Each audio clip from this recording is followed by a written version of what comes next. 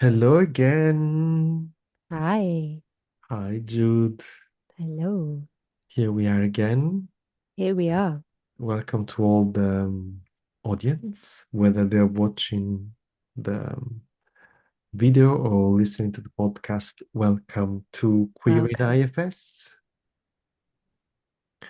So today, we're going to talk about. So the title for today is an introduction to neurodiversity from an IFS perspective. In particular, neurodiversity is not a part. Mm-hmm. Yes. Yeah. So as I read the title, I think we it'd be good to start listing what counts as neurodiversity, difference between neurodiversity and neurodivergence, and the main types of neurodivergence. Well, so I'll try my best to remember because Nick Walker again, who we mentioned last time, and we'll probably mention it every time, and their work on neuroqueering has some lovely definitions around this. So neurodiversity is the natural diversity within humans of human minds. It is both innate and it is but and it is a neutral fact that we have Hmm. neurodiversity between us. Minds are different. There are no two minds that are the same. There's neurodiversity between two people. Like the eyes are different, right? Yeah. Exactly. Yeah, exactly. And then neurodivergent is having a style of cognitive functioning that diverges significantly from what is considered the norm. And it's important to say here that that is also a construct, is a societal construct of what is the norm, what is a narrow band of what is the norm, and then everything else outside of it. And it's important to say that that's a construct because it also changes over time with what is or isn't acceptable, known. And then neurotypical is having a style of cognitive functioning that is more typical. You're more in that middle group of people who function more or less similarly to each other, although there will also be neurodiversity between any two people within that group of neurotypical. Yeah. Yes. Thank you, Jude.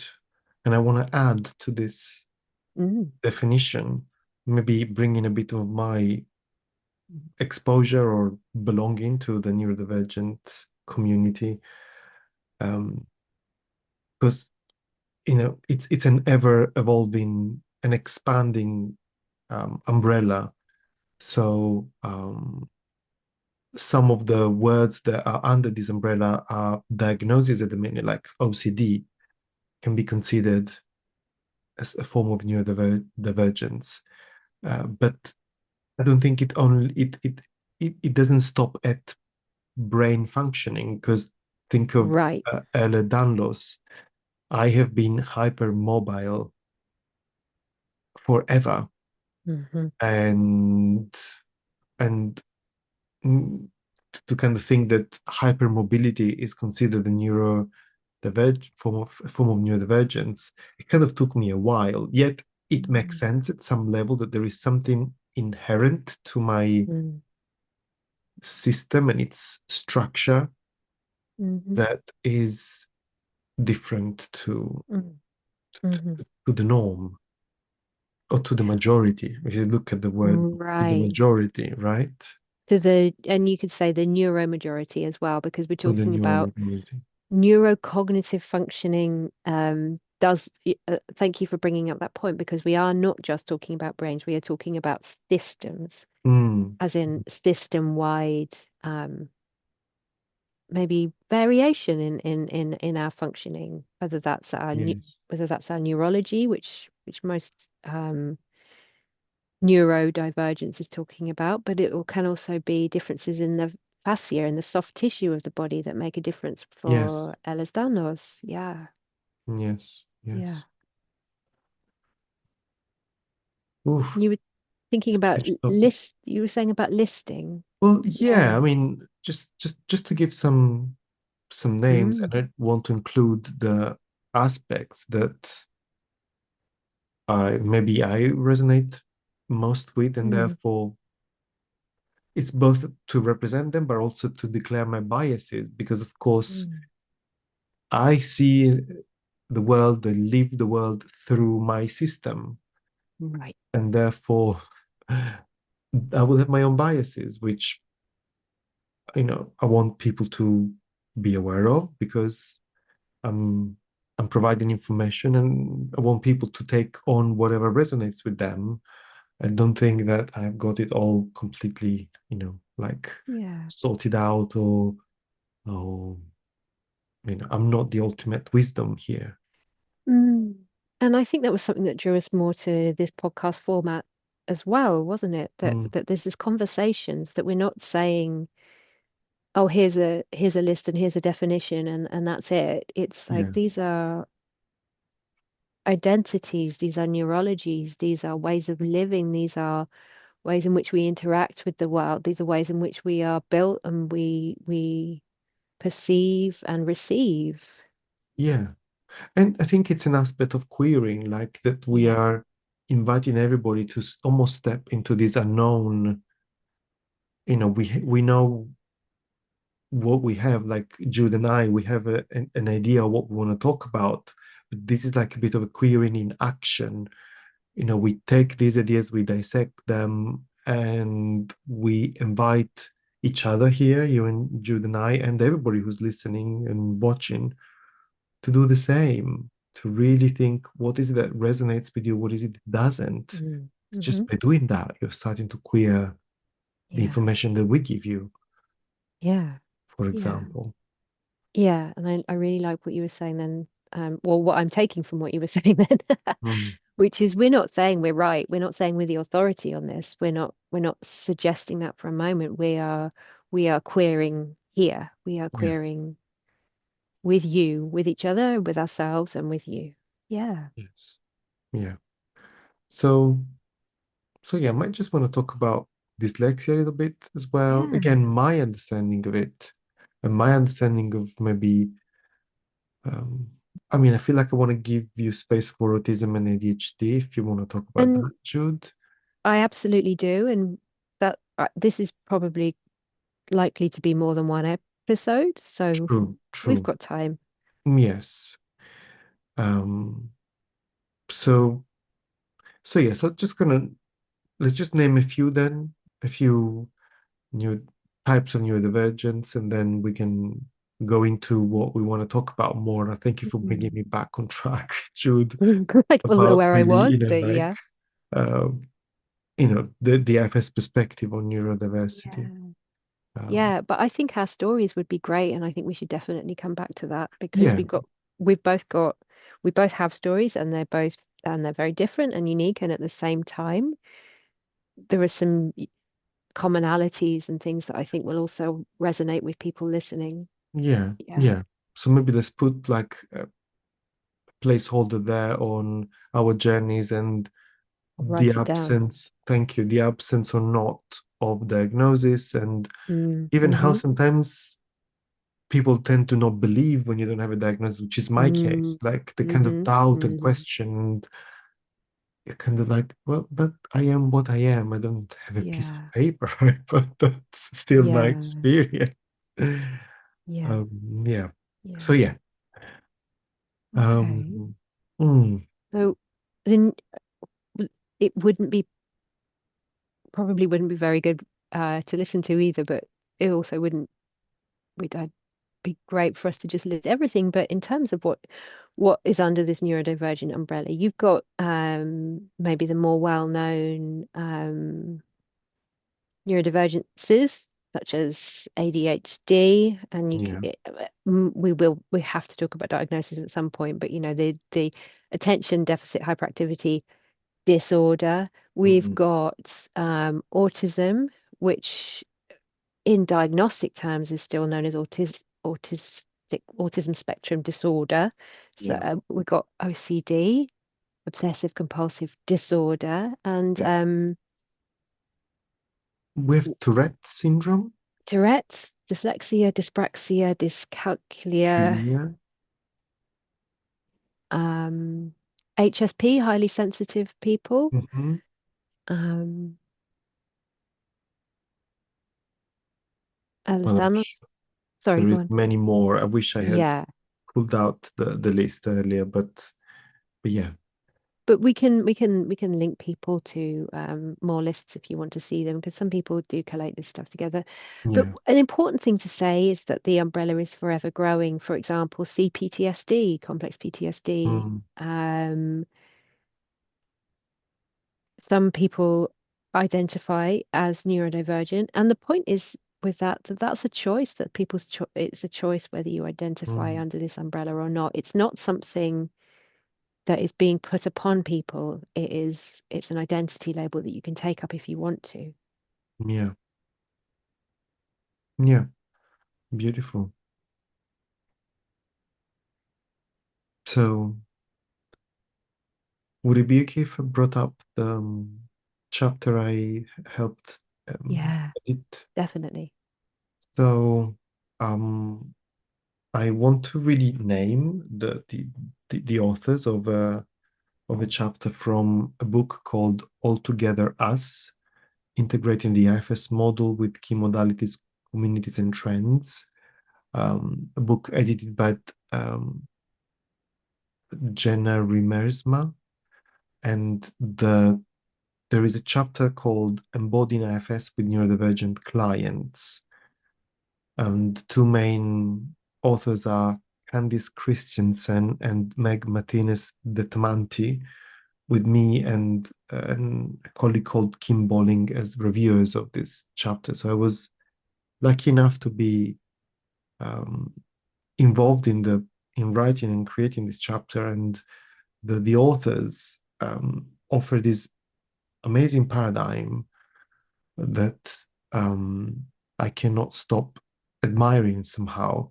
So they use the idea of a computer structure. And the computer has a hardware, which is the hard physical things that you need to buy. The computer, maybe you need the screen, the printer, the physicality of the equipment you have, and then there is the software, which is all the programs that run and make sure that this hardware is used and does what the software wants it to do. Um, I think, Jude, correct me if I'm wrong, but I think even Ellie Middleton uses this Yeah, Ellie Middleton, who metaphor. is a writer Mm. and many things in the UK. She's ADHD.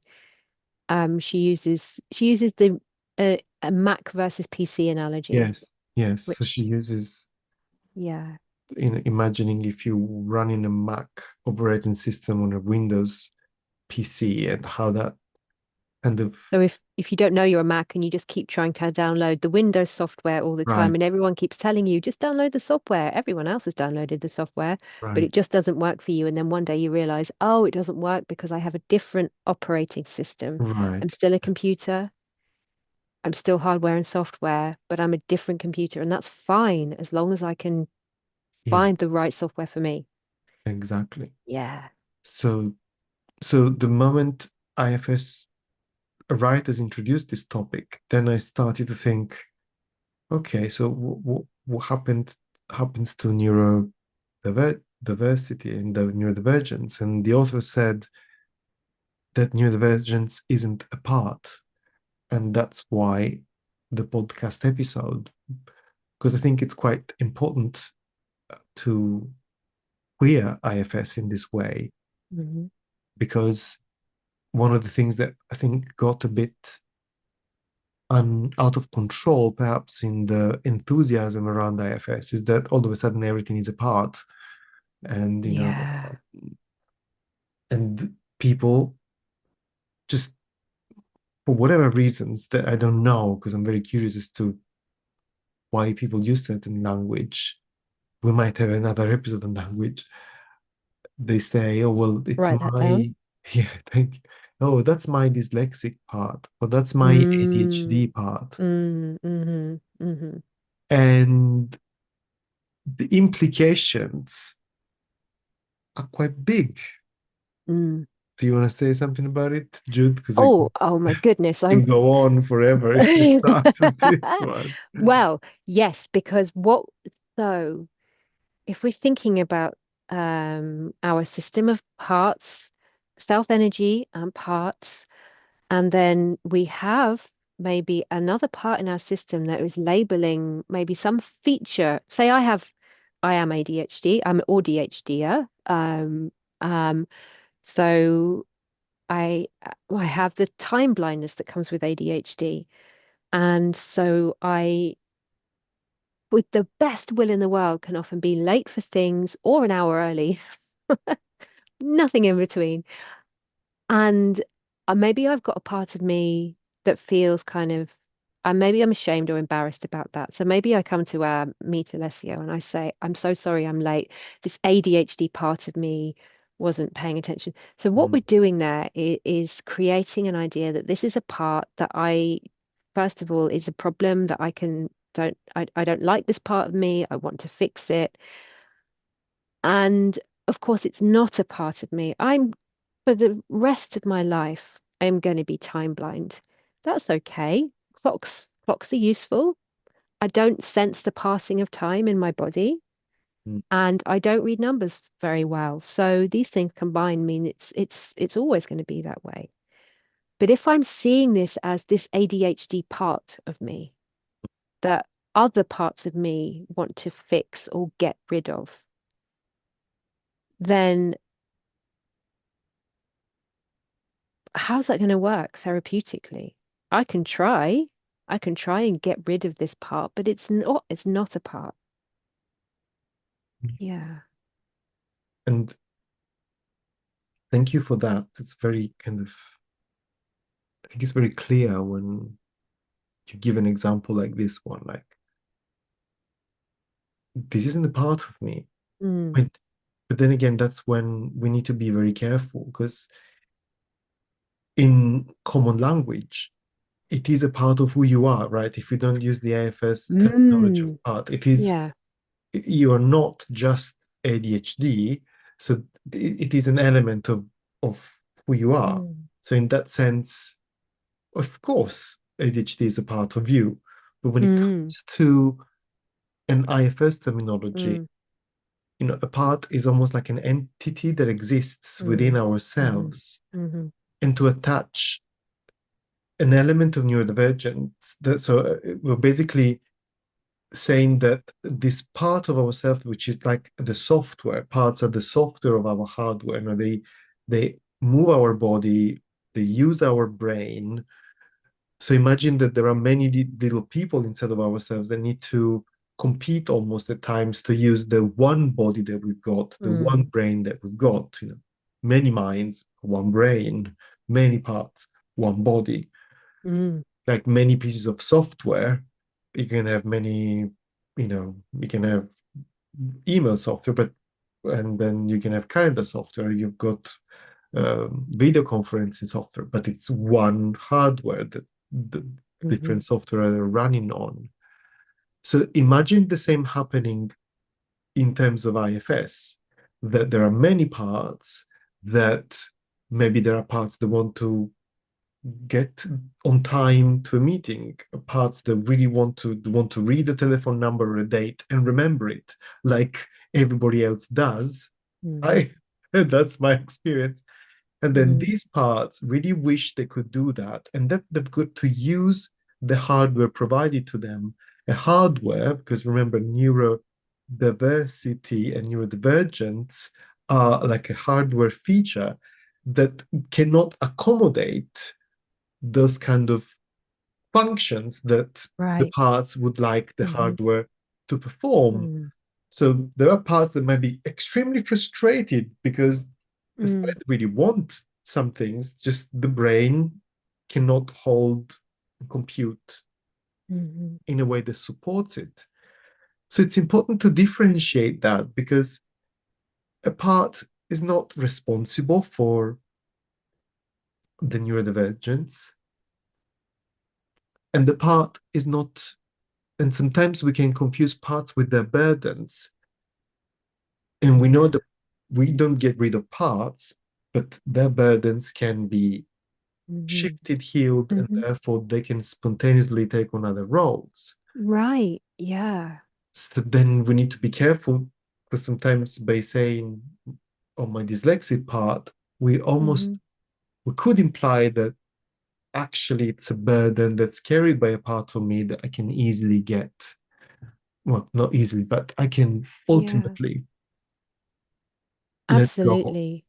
And and we'll talk about our journeys definitely on some other podcasts, but yeah, this for me, for taking this time blindness thing, what I can do is work with the burdens of the shame of being always being late or whatever, and I can help that, and I can also update the parts that are frustrated to let them know, this is actually something that's not going to change. It is a feature of my system, and we can update parts around that because parts don't necessarily know that we're neurodivergent. Parts don't Mm, know about that. Parts are often focused on other people and trying to do things like they do, or wanting to fit in, or all of these things, which actually is really hard mm, when you have a brain, a system, not just a brain, excuse me, that works differently to this neurotypical norm. mm, Yeah. So it's Alessio and I always put this in every bit of training and everything that we do. This, neurodiversity is not parts. It is not parts led. It is the hardware, the hardwiring, as in that fabulous chapter. It's it's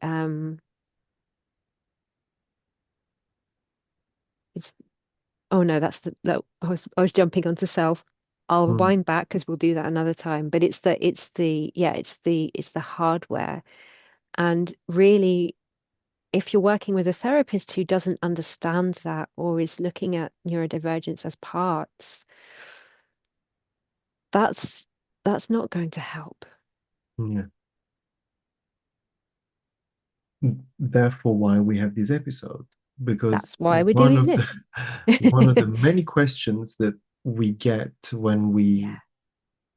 present is to kind of expand more on, what do you mean that a neurodivergence is not a part?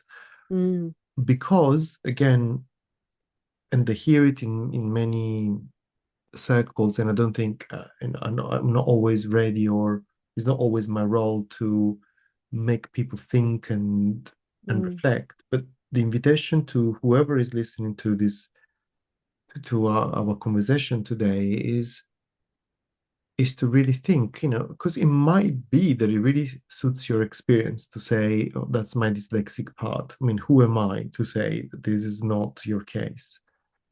Yet, my invitation is to think about what you are thinking about your neurodivergence, hmm and the invitation is to think that it is a system-wide feature that isn't going to change, and that your parts need support to understand and accept. Exactly.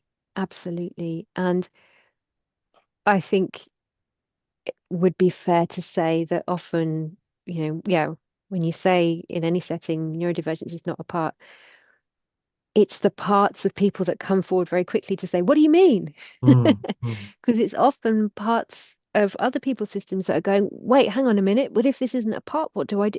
I mm. mean, how do I get rid of this? How do I Yeah, manage this? I'm yeah. doing lots of air quotes right now, because we are societally told that these are problems that need to be fixed Mm, mm, on many levels, from sit still, concentrate, just mm, try harder, use a planner. It's not that loud in here. There are so many ways that mm, our sensitivities, our divergences are minimized or dismissed by other people. So, of course, we do that in our own systems. Of course, we mm. do. Yeah, And that's the work, to be yes, compassionate to everything that is set up within us, to maybe wish that this was something we could get rid of. yes. Thank you for that, because there is a part in there that would want to get rid of neurodivergence, and therefore it's a neuronormative burden that we're talking about. Absolutely. So in a way, instead of kind of thinking that a part is burdened and therefore neurodivergent, that whatever part is labeling the system this way, is labeling the system to have a part that's neurodivergent, that is the burden in itself. The burden of Mm-hmm. neuronormativity is being expressed that Mm. way. And everybody carries it, even if, Yeah. we are kind of reading and making a lot of seeking, education on this topic. And someone has to raise this issue. That's what we're doing now, so that maybe at least one of between the therapist and the client, at least one of them can hold this awareness and this Mm-hmm. curiosity. Yeah. So if it becomes relevant to the therapeutic journey, to bring it up as a discussion. Why are we labeling Mm. a part to be neurodivergent here? Who is doing this labeling? Who is Yeah. bringing up this agenda? Mm-hmm. And that's a really good point as well, Alessio, because it might not be the client who's labeling this as a part. It could be the therapist, and a very well-meaning therapist who maybe just hasn't had much education around neurodiversity, which is most therapists, other than those who work in this field, as a specialization, I would say, because it's not common knowledge. Hmm. They might have well-meaning parts in their systems looking to help a client to heal and fix, that might say, oh yeah, that's that. Let's localize that Hmm. and fix that problem. Yeah. Yeah, yeah, exactly. They could be very well meaning. Like we Mm. learn to listen to what people say and offer them parts language. So Hmm. then we might do it for things that are not parts, Yeah, yeah, unfortunately. yeah. And I'm thinking also the power dynamic, like I think to me there's a difference between a client using that language, and as a therapist, I might want to be very honoring that that's the experience and just bring curiosity Hmm. to it if it's needed, Yeah, versus a therapist using that language, because it's much harder for a client to challenge that. yeah, And yeah, that's why these conversations yeah. are needed, so that Yeah, absolutely. And we need to wrap this up in a minute, but just to highlight that point that you just made, Alessio, because that's really important. I might work with a client who is referring to some aspects of their neurodivergence as a part. And what I'm not doing then is going in and going, no, no, no, no, no, you've no, got that wrong. We're not here to correct people around any of this. And it might, the way that the language a client is using might speak to exactly these burdens that we're talking about, these societal burdens. So as therapists, our job is still to remain curious. It is not to go in and tell people that they're wrong. It is to be curious. Why might that be seen like that in the system? Who's the one who's saying this? Mm, Because yeah, so we need to hold on to our curiosity. yeah, Yeah. thank you for that, Jude. Curiosity about why is the client speaking this way, and also Mm-hmm. as a therapist, what am I doing about it? Am I Mm-hmm.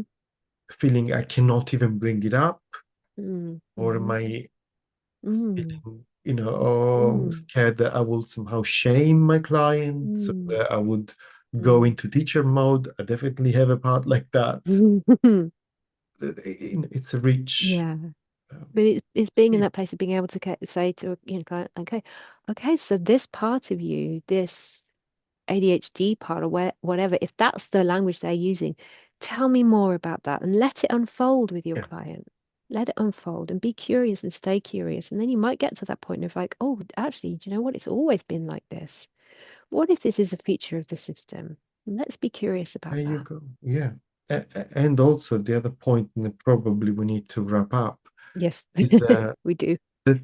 what I find is that with these ever-changing names and definitions, what I believe ADHD is might be different to what my client believes it is, because Mm, their lived experience is different than mine. So just be curious and see what the client means by that, because maybe they have Yes. read the term, they've been exposed to some Mm-hmm. information, and they're labeling something that way, but Mm-hmm.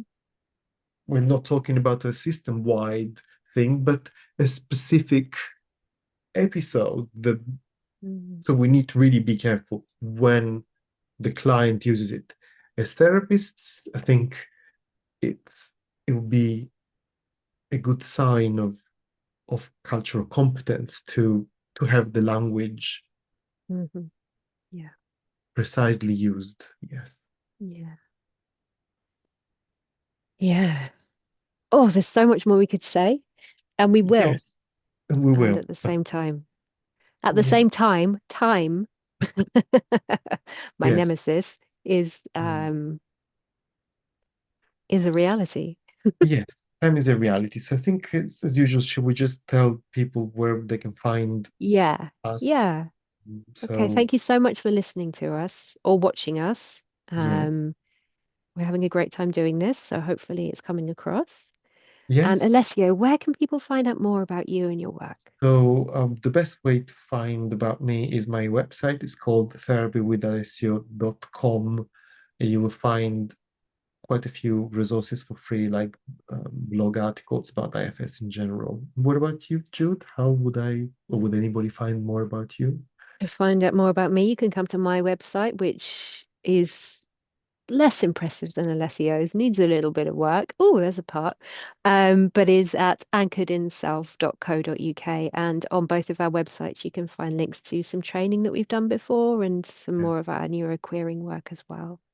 Yes, and more to come. More to come. So thank you for listening or watching Thank the you. next one. Until Bye, next Jude. time.